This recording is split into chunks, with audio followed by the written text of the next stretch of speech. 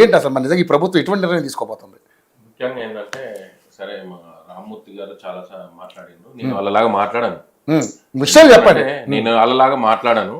ఎందుకు అంటే ఈరోజు ఉపాధ్యాయులకు ఎవరు సరైన గుర్తింపు ఇస్తున్నారు, ఎవరు సరిగా గౌరవం ఇస్తున్నాము అనేది ఉపాధ్యాయులకు అందరికీ తెలుసు. ఎందుకంటే వాళ్ళు పాఠాలు చెప్తేనే ఈరోజు మేము ఈ స్థాయికి వచ్చినాము. మాకు ఆ గౌరవం ఉంది, మా పార్టీకి కూడా ఆ గౌరవం ఉంది. అదే విధి విధానాలతోన ఈరోజు విద్యా అభివృద్ధి కోసం ఈరోజు కాంగ్రెస్ పార్టీ ముందుకు పోతుంది. ఈరోజు మా మిత్రుడు ఉద్యమ నాయకుడు, తను కూడా ఉద్యమంలో పనిచేసిండు. ఆయన చెప్తుండగా నీళ్లు నిధులు నియామకాలు, మళ్ళీ మిగులు బడ్జెట్ ఏమైంది? మిగులు బడ్జెట్ మళ్ళీ ఎందుకు ఇవ్వకపోతే ఒక పిఆర్సీ అని ఇచ్చేది ఉండే కదా, ఎందుకు ఇవ్వకపోతే? అసలు ఈ పిఆర్సీలు ఇవన్నీ చేయకుండా ఒక దొంగ ఉద్యోగ సంఘాల నాయకుడిని తీసుకొచ్చి రాజకీయ నాయకుడిని చేసిండు. ఆ దొంగ ఏం చేసిండు? ఈ సంఘాలు ఏవి కూడా పనిచేయకుండా నిర్వీర్యం చేసేసిండు మొత్తం. ఈ 10 ఏళ్లల్లా ఏ రోజు కూడా వీళ్ళు ఏమైనా చెయ్యాలి అని అంటే వీళ్ళ మీద కొత్త ఎస్మా చట్టాలు, కొత్త చట్టాలను తీసుకొచ్చి వీళ్ళని భస్మాసుర హస్తం కింద వీళ్ళని దాచిపెట్టిండ్రు. ఈ రోజు ఏంటంటే వాళ్ళకు కూడా స్వేచ్ఛ వచ్చింది.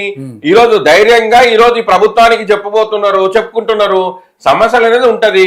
ఈరోజు సమస్యను ఒకటిగా తీర్చుకుంటూ వస్తున్నాడు. చెప్పారు కదా రేవంత్ రెడ్డి గారు, మీరు చేసినటువంటి దొంగ శాస్త్రాలని, మీరు చేసినటువంటి దౌర్భాగ్యమైన పరిస్థితిని తెలంగాణని ఏ విధంగా అయితే మీరు ముంచిండ్రో ఆ ముంపు నుండి ఈరోజు కాపాడడానికి వచ్చిండు. ఈరోజు ఆ వరద నుండి తప్పించిండు కాబట్టే ఈరోజు వాళ్ళకు తట్టుకోలేకపోయి కొత్త డ్రామాలు, కొత్త మాటలు ఈరోజు మీరు అంటున్నారు కదా. ఈరోజు ఏ సంస్కారంతోనే ఏం మాట్లాడుతున్నాం, మనం ఏం చేస్తున్నాము? ఈరోజు డ్రగ్స్ రహిత రాష్ట్రాన్ని తీసుకోవాల్సిందే. డ్రగ్స్ ని పెంపొందించేటువంటి రాష్ట్ర నాయకుడిని ఎంబడేసుకొని తిరుగుతున్నటువంటి వ్యవస్థ మీది. మేము విద్యని అభివృద్ధి చేసి విద్యా సంస్థల్ని మెరుగుపరుస్తున్నటువంటి వ్యవస్థ మాది. ఈరోజు ఉద్యోగాలు ఇస్తున్నాం, ఉపాధిని ఇస్తున్నాం. ఈరోజు ప్రజలకు కావాల్సినటువంటి మెరుగైన సేవలు అందిస్తున్నటువంటి ప్రభుత్వం మాది. గతంలో పైసలు ఉన్నాయన్నారు, మళ్ళీ ఏం చేసిండ్రు? కరోనా కంటే ముందు ఒక్క పిఆర్సీ అని ఇచ్చేది ఉండే కదా, ఎందుకు ఇవ్వలేకపోయినరు? దానివే మాటలు ఉండదు.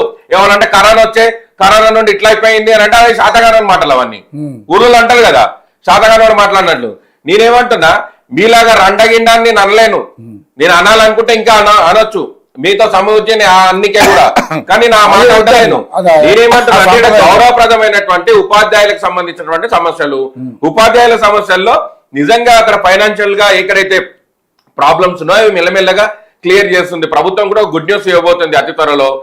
ఆ విషయాన్ని కూడా మనం తెలుసుకోవాలి. ఇప్పుడు ఏదైతే పెండింగ్ లో ఉన్నటువంటి బిల్స్ ఏవైతే ఉన్నావో ఆల్రెడీ వీటిని క్లియర్ చేయడానికి వీళ్ళలో ఒక కమిటీ వేసిందో, ఆ కమిటీ పనిచేస్తుంది. ఆ కమిటీ ఆ విధంగా ముందుకు తీసుకుపోతుంది. ఈరోజు గౌరవ ఉపాధ్యాయ సంఘాలు వాళ్ళు కూడా వాళ్ళ డిమాండ్లు వాళ్ళు పెట్టిండ్రు.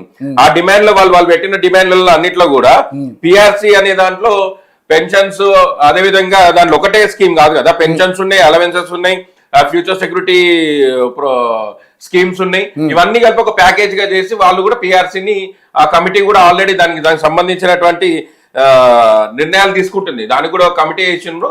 గవర్నమెంట్ దానిపైన కూడా స్టడీ చేసి ఆ నిర్ణయాలు తీసుకోబోతుంది అతి త్వరలోనే.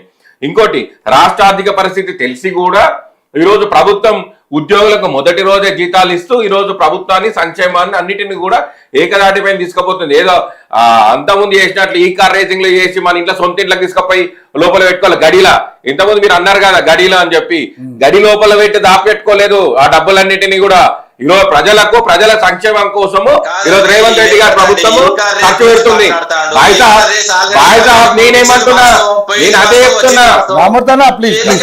రామ్మూర్తి గారు మీరు మాట్లాడేటప్పుడు నేను మాట్లాడలేదు. నేను ఉద్యోగాల గురించే మాట్లాడుతున్నా, నువ్వేం మాట్లాడినావు? నువ్వు ఉద్యోగాల గురించి మాట్లాడుతున్నావు, నువ్వేం మాట్లాడినావు?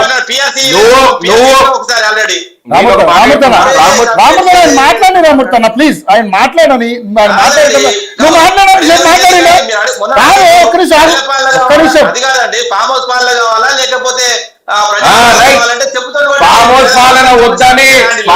పాలన ప్రజలు ప్రజాపాలన ఇచ్చినందుకు వాళ్ళ సంక్షేమం కోసం ప్లీజ్ అది గుర్తుపెట్టుకో. ఆయన మాట్లాడినంత వరకు కాదు, మీరు మాట్లాడినంత వరకు ఆయన మాట్లాడలేదు కదా. ప్లీజ్ అండి, ఆయన చెప్పింది వినండి, తర్వాత మీరు మళ్ళీ మాట్లాడండి. మీకు వస్తుంది అవకాశం, ఎందుకు మధ్యలో డిస్టర్బెన్స్? టైం గతం గురించి మాట్లాడకుండా వర్తమానం గురించి మీరు ఉద్యోగులకి చేస్తారా లేదా పేమెంట్ చేస్తారా చెప్పండి. ఓపిక లేదు, వినే ఓపిక లేదు. నువ్వు పాడి కౌశిక్ రెడ్డి లాగా ఎగురుతా అంటే నడవదీడా. ఒకటి నేను ఏం చెప్తున్నా అంటే పిఆర్సి అనే దాని గతంలో స్టడీ చేయలేరు కాబట్టి ఇప్పుడు స్టడీ చేస్తున్నాం. మా ప్రభుత్వం స్టడీ చేస్తుంది, ఎందుకంటే టీచర్లు అంటే మాకు గౌరవం ఉంది కాబట్టి, విద్యా వ్యవస్థను బలోపేతం చేయాలంటే మా ప్రభుత్వానికి చిత్తశుద్ధి ఉంది కాబట్టి మేము దాన్ని పిఆర్సీని అమలు చేయడానికి ఏ విధమైన ప్యాకేజ్ సెట్ చేయాలి అనేది ప్రభుత్వం నిర్ణయం తీసుకుంటుంది. అర్థమైందా? అదే కాదు, పెండింగ్ లో ఉన్న డిఏలకు సంబంధించినటువంటి విషయాల్లో కూడా ప్రభుత్వం అతి తొందరలోనే గుడ్ న్యూస్ చేయబోతుంది. దాని మీద కూడా నేనేమంటున్నా అంటే నేనేమంటున్నా నేను చెప్పేది వినండి. నేను కౌశిక్ రెడ్డి లాగా ఎగరకనంటున్నా. నేను కౌశిక్ రెడ్డి లాగా అవునవును బాయ్ సాబ్. నేనేమంటా, నువ్వు మాట్లాడేటప్పుడు నేను ఓపికతో నిన్నా, నువ్వు ఎన్ని మాటలన్నా నిన్ను విన్నా ఓపికతో. నేను కూడా నీతో పాటు ఉద్యమం చేసిన ఉన్నాయి కదా, నీతో ఎంత బ్లడ్ ఉందో అదే బ్లడ్ నాతో కూడా ప్రవేశం, నాకు అదే ఆవేశం ఉంటది. నేనేమంటున్నా అంటే సంబంధించినటువంటి విషయము ఈరోజు నిజంగా వాళ్ళ మీద ఉన్నటువంటి గౌరవంతోనే ఈరోజు రాష్ట్ర ప్రభుత్వం గాని రేవంత్ రెడ్డి గారు గాని ఈరోజు ఆ చిత్తశుద్ధితోనో వాళ్ళకి సంబంధించినటువంటి అంశాల మీద అన్నిటి మీద కూడా క్లియరెన్స్ చేస్తున్నారు. ఇన్సూరెన్స్ అన్నారు, హెల్త్ ఇన్సూరెన్స్ వచ్చేసి క్యాష్లెస్ హెల్త్ స్కీమ్ గురించి కూడా ప్రభుత్వం ఆలోచిస్తుంది. దాన్ని ఇప్పటికే ఇంప్లిమెంటేషన్ దిశగా దాన్ని తీసుకొచ్చింది. సో మొత్తానికి కూడా ఈ రోజు ఏదైతే డిమాండ్లు పెట్టారో ఆ డిమాండ్లన్నిటిని కూడా ప్రభుత్వం అతి త్వరలోనే క్లియర్ చేసేటువంటి పరిస్థితి ఉంది. ఆ విషయం ఉపాధ్యాయ సంఘాలకు కూడా తెలుసు. వాళ్ళు కూడా అదే అడుగుతున్నారు, ఇంకా కొద్దిగా అభివృద్ధి చేస్తే బాగుంటుంది అనే విషయాన్ని మాట్లాడుతున్నారు. రవి గారు, ఇక్కడ ఇంకొక ప్రాబ్లం ఉంది రవి గారు. ఇప్పుడు విద్యాశాఖ మంత్రి అనేవాడు లేరు. సో అది కూడా సీఎం గారి చేతిలోనే ఉండిపోయింది. సో ఒక మంత్రి ఉంటే ఎవరన్నా వెళ్ళి వాళ్ళకు విన్నవించుకుని ఒక పత్రమో ఇతరమో ఇచ్చి ముఖ్యమంత్రి గారు ముఖ్యమంత్రి గారు ఎవరు కలుస్తారండి? ఎందుకు కలుస్తలేరు?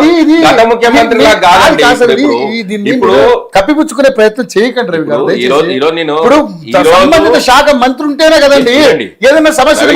ఒకటే, ఈ రోజు విద్యా కమిషన్ ఉంది.